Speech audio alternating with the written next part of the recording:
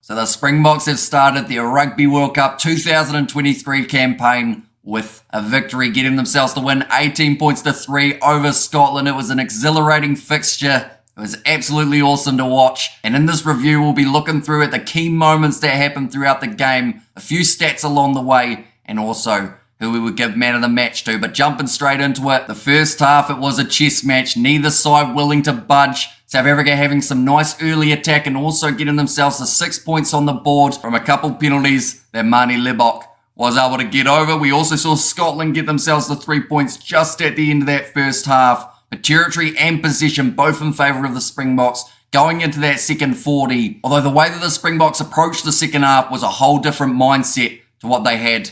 In the first, we saw 17 kicks from both of these sides throughout the first half. South Africa having the more running meters. Also having just that little bit of a lower tackling accuracy. Scotland's defence was solid, but neither side able to get over that try line. That, of course, changed in the second half, though. Peter Steph crossing the try line for the Springboks to open up his try-scoring tally for the World Cup. And then there was also a brilliant cross kick, a no-look cross kick from Manie Libbok out wide to Kurtley Arendse, and he finished it off to give the Springboks the 18 points to 3 lead. The set pieces, Scotland, somewhere in this game that they did struggle a little bit. They had a 76.5% line-out accuracy, winning 13 out of 17, but it is what the South Africans were able to do when they stole those 4 that was making it so costly. The scrums at times were a bit 50-50. Springboks getting penalised, Scotland getting penalised also. In the end, neither side getting more than 72% of their own scrums. Penalty count wasn't too bad in this game, though, I will mention. 10 penalties against Scotland, 7 against South Africa, and overall it was just a match that had a really good test match feel.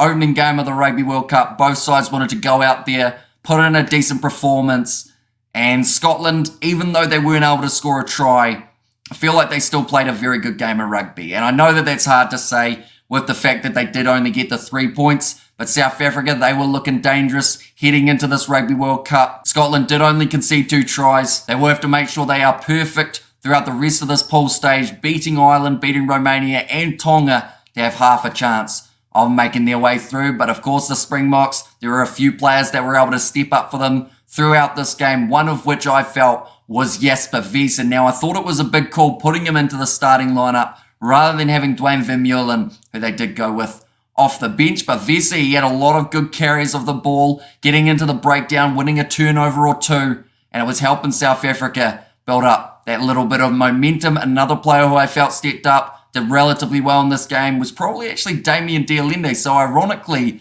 it's the 2 players who came into this game out of form that walk away from it with some of the most praise. So I guess it just shows how quickly a player can go from slightly out of form back into form. I'd love to see Andre Esterhuizen, though, get that chance at 12 next week up against Romania to have 2 inside centres playing some brilliant rugby for the Boks as they do move towards those quarterfinals. But I do thank you all very much for tuning in. This is only a very brief review of the game. So we have got another live stream between Wales and Fiji that will be starting just around the corner. So if you are new to the channel, be sure to leave a like and subscribe. We did commentate this game. We are doing every game of the Rugby World Cup on the channel as well. So be sure to check that out. But thank you all very much for tuning in. And I will see you all for the next one.